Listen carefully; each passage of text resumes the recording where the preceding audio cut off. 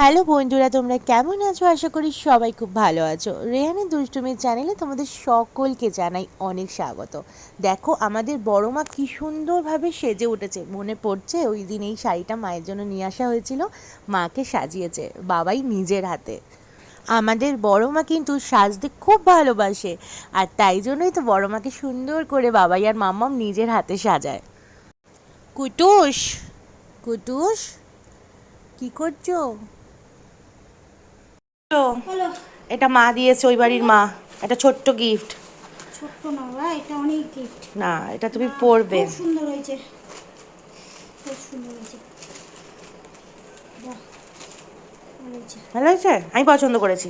ভালো হয়েছে, খুব ভালো হয়েছে। মাকে বলবে খুব পছন্দ হয়েছে। পরবে কিন্তু। আর পড়ো না তো কি, সব পড়ি।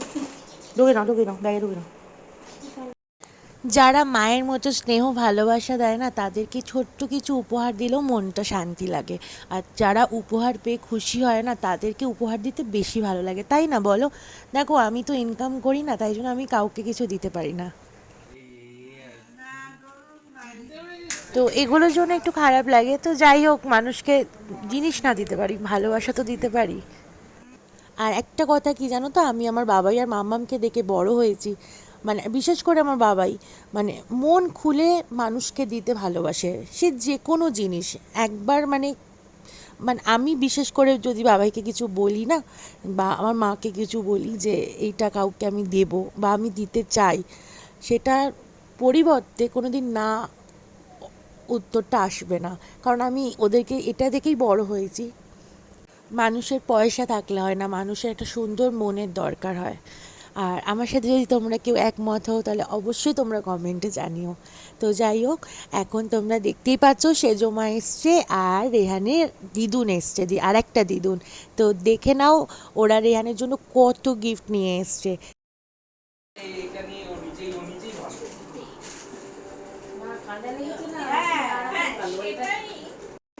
বল দিয়ে বলটা চলে যায়, যাবে না আনতে, আমার দিকে তাকিয়ে আছে, এনে দাও বলটা।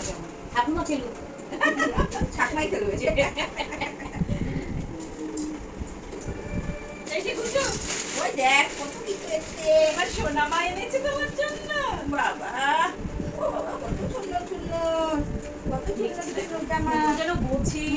বলি বাবা, আর তোমার সেজে থাম্মি কই, সেজে থাম্মি কই, সেজে থাম্মি কই, সেজে থাম্মি কই, ফটোগুলো দেখাচ্ছি। ওই সেজে থাম্মি কই, দেখছে তাকিয়ে। কালকে চেয়ার থেকে গেছে উল্টো।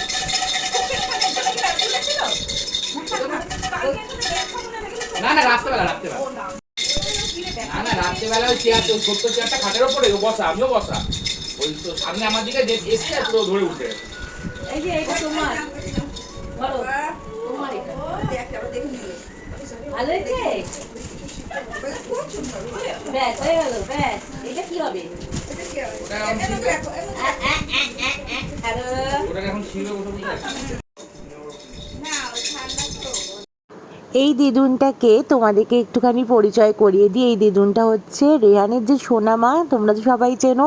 সোনা মার হচ্ছে এটা মাম্মি, মানে হচ্ছে এটা আমার একটা আন্টি। আর আন্টি কিন্তু রেহানকে একটা সুন্দর ড্রেস দিয়েছে। তোমাদের যেদিন ড্রেসের ভিডিওগুলো দেখাবো, যে রেহানকে কে কোনটা দিয়েছে, সেই দিন তোমাদেরকে দেখাবো দিদুন কোনটা দিয়েছে।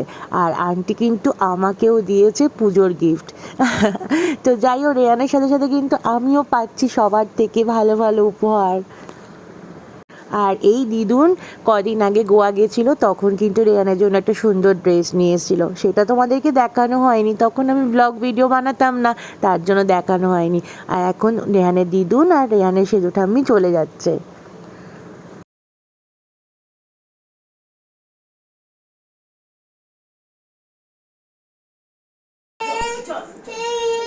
শরীরটা ভালো নেই বলে পাখা চালা, পাখা চালা দিবে। এই যে পাখা, শরীরটার জন্য এরকম করছে। গুঞ্জি পাখা, এই গুঞ্জি পাখা, এই গুঞ্জি পাখা দেখো।